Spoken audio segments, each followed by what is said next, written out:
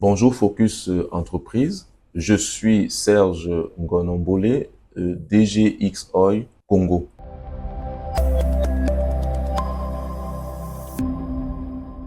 Alors, j'ai un parcours de financier à la base qui m'amène de Total Cameroun où j'ai fait tous les métiers de la finance, contrôle de gestion, fournisseur et surtout comptabilité analytique qui vous donne tout de suite des rudiments du monde pétrolier.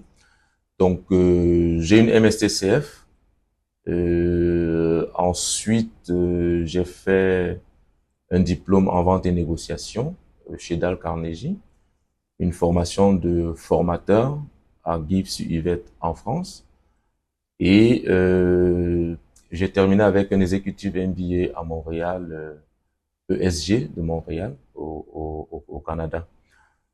Pour couronner le tout, au vu des compétences qui sont recherchées en Afrique. Actuellement, je prépare une thèse de DBA à l'University of America en Californie.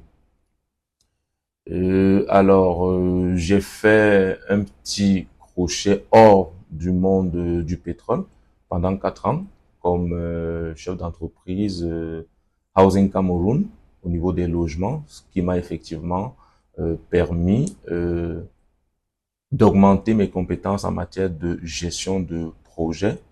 Et c'est dans ces projets-là que j'ai rencontré les patrons qui m'ont fait la proposition de prendre la tête de X-Oil, qui était en difficulté, un très beau challenge. Et c'est comme ça que je me suis retrouvé à la tête de X-Oil après 4 ou 5 entretiens avec d'autres candidats qui étaient shortlistés. L'activité principale de X-Oil, c'est la distribution de produits pétroliers. Dans les produits pétroliers, vous avez les produits blancs, du super carburant, du gazoil, du pétrole, du jet, même si le jet ici est là, c'est la propriété du fournisseur traditionnel national. Des produits noirs, du bitume, euh, du fuel léger ou du fuel lourd, ça passe aussi. Des carburants spéciaux, vous avez du AdBlue et puis des additifs pour augmenter les performances des véhicules. Ensuite, nous avons une diversification qui est en cours. Donc, le premier produit qui sera vendu grandeur nature, ce sera des kits solaires pour essayer de pallier au déficit énergétique de notre pays.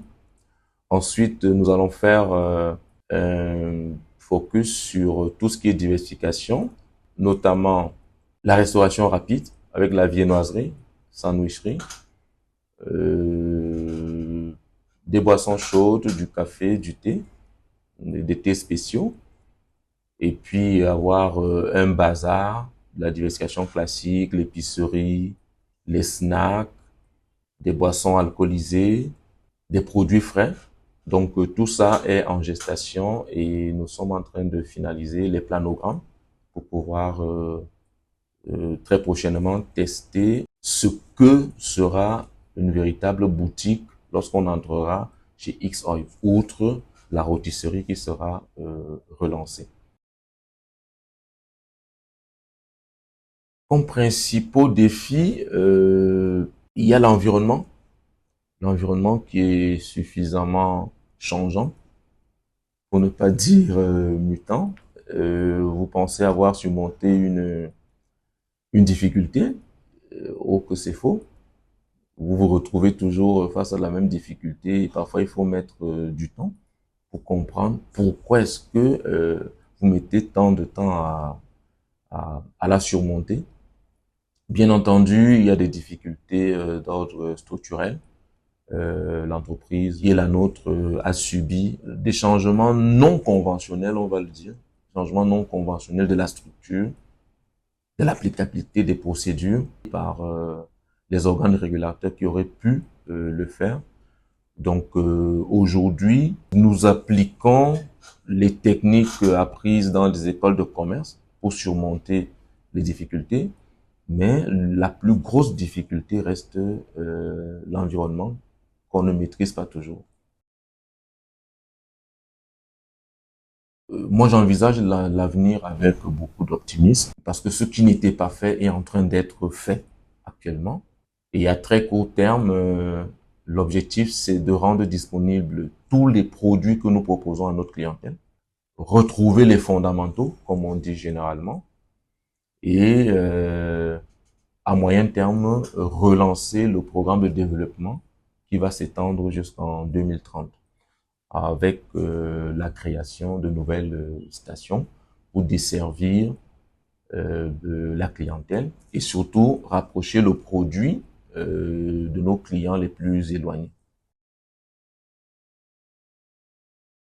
Comme conseil, le maître mot, c'est de ne jamais abandonner. Non seulement il faut jamais abandonner, mais il ne faut pas vendre son rêve à quelqu'un d'autre.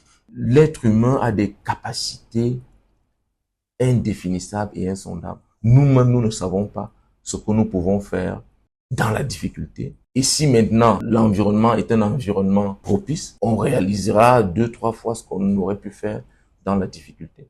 Donc ne jamais abandonner, première des choses. Et la seconde des choses, ne pas céder son rêve, ne vendez pas vos rêves. Votre rêve, c'est votre rêve. Allez jusqu'au bout et vous allez réussir.